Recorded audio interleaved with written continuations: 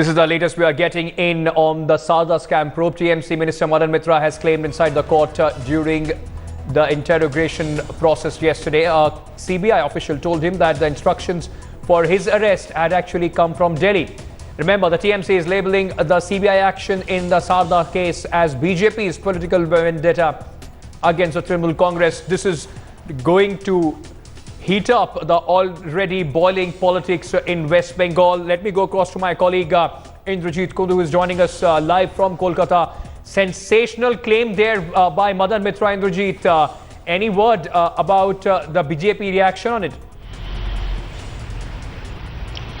Well, this is in line with what the Trinamool Congress has been claiming ever since his arrest was announced by the CBI last evening. Madan Mitra coming out inside the court, appearing before the court rather, during the hearing, claiming that the CBI officials themselves told him that the instruction to arrest him came from Delhi. But many would say that it is the standard operating procedures. The CBI headquarters is located in New Delhi, and before any such high-profile arrest, the CBI will have to take, into cognizance several aspects and keep the Delhi office in loop. So, some of them are saying that, Trinamool is only trying to politicize the matter. However, the Trinamool Congress, of course, is crying foul, saying that it is a political vendetta because they are getting, they are taking clues from the Amit Shah rally which took place in Kolkata on November 30th, where several BJP leaders, in fact, said that Madan Mitra will be put behind the bars, and so will be Mukul Roy, and finally Mamata Banerjee. So even Mamata Banerjee referring to that today while she was speaking at the rally,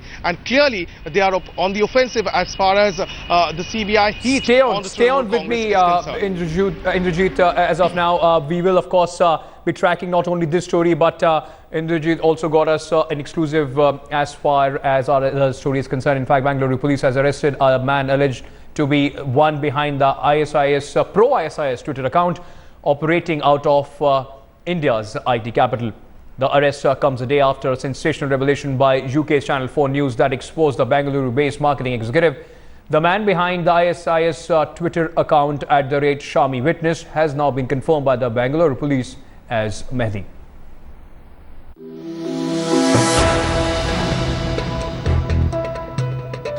This well-educated MNC executive on your screen is the new face of ISIS terror. The suspect is now in police net for being a top ISIS tweeter. Mehdi Masroor Biswas was arrested from a building near Pinya in Bengaluru early morning. We got alerted, and Mr. M. N. Reddy, Commissioner of Police, he formed a team, and then we started working on all the leads. What are the leads? And then all those things were correlated, and then a specific input was generated out of it, and then we have done this operation. Almost 4 hours after the arrest, Bengaluru police revealed crucial details of the probe. Mehdi Masroor Biswas has confessed to the fact that he was operating Shami Witness Twitter account for the last many years. He got interested in the development of Levantine region consisting of Turkey, Syria, Lebanon, Israel, Gaza Strip, Egypt and Libya, etc.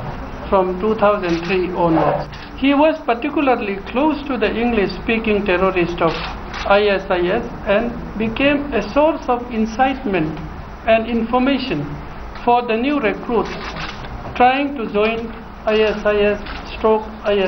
Under section 125 of Indian Penal Code, whoever wages war against the government of any Asiatic power in alliance or at peace with the government of India, or attempts to wage such a war or abets the waging of such a war, shall be punished with imprisonment for life. 18 and 39 of Unlawful Activities Prevention Act and section 66 of the of the Information Technology Act. Seizures that have been done at the time of arrest include mobile phones, 2 mobile phones, laptop. In the first week of December, ISIS recruit Arib Majid was arrested. Mehdi is the second Indian link now in police net. But his father believes that his son is innocent. He is my here, and from here he is going to school, going to college from my custody. And I know him far better. He is no link to any organization. While cops so far contend that Mehdi's operations were only virtual, the accused prior to his arrest made no bones about his wish to join ISIS. If I had a chance to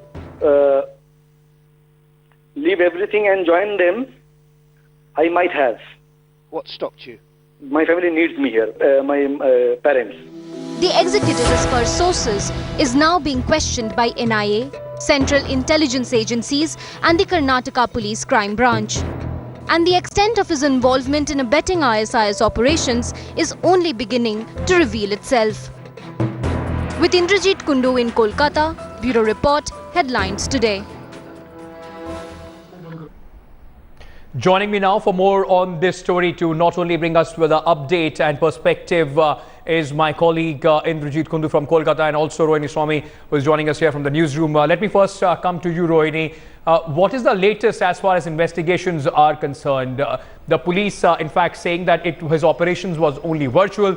What else have they been find out? Well, this is just not about catching the man and then saying that the case, as of now, they have caught the man who is an ISIS sympathizer. They have a bigger problem in their hand. And the problem is, how do they solve in case such kind of sympathizers of various terror organizations are found, and how do they find their imprint? This is the biggest hurdle for the Bangalore police. Largely also because this man, specifically Mehdi, had only a Twitter handle. He had hidden all his personal details. It was very difficult for them to find. But based on certain inputs that they got, they managed to track him down. Well, he's been a sympathizer from 2009. He's been working on this handle for quite some time. Yeah. But more importantly, they need to find out whether he's just the tip of the iceberg. Absolutely. There could be many such kind of sympathizers or even recruiters. The police as of now have given him a clean sheet saying he's not a recruiter, only a sympathizer. That's a big challenge, and as far as the investigations are concerned, of course, this will be the main focus of the investigating agencies. Before I go to Indrajit, let me quickly go across to Kamaljeet Sandhu, who's joining us from the phone line for more on this as far as the central agencies are concerned. Kamal, what is the MHA saying? Any specific details? Because IB, NIA, RAW, all are also investigating. They have joined in the investigation with the Bengal police. Well, definitely, it does seem that the Indian agencies have been caught napping, considering that this was happening right under their nose in Bangalore, and that the account was operational for more than a year with almost 18,000 followers. But what is more important is that the man has been identified and booked, and obviously under the sanctions of UAPA and Section 129. This will look into the aspect as per the agencies are concerned, and obviously his interrogation is going on.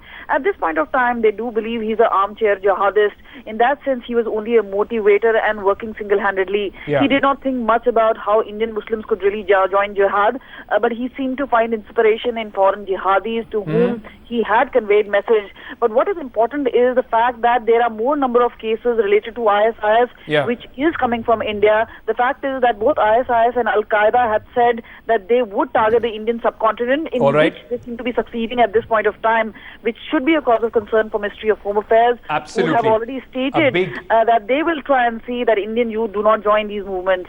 A big concern not only for the Indian Ministry of Home Affairs, but also as a nation to everybody. As Kamal was pointing out, more and more cases are coming into light. Let me go across to Indrajit, who's joining us from Kolkata. Indrajit, in fact, spoke to the father of this accused. Indrajit, the family, understandably so, completely in denial. They are saying that they do not believe that these charges that have been leveled against him are true. In fact, going on to say that his account was hacked and that he's being framed. What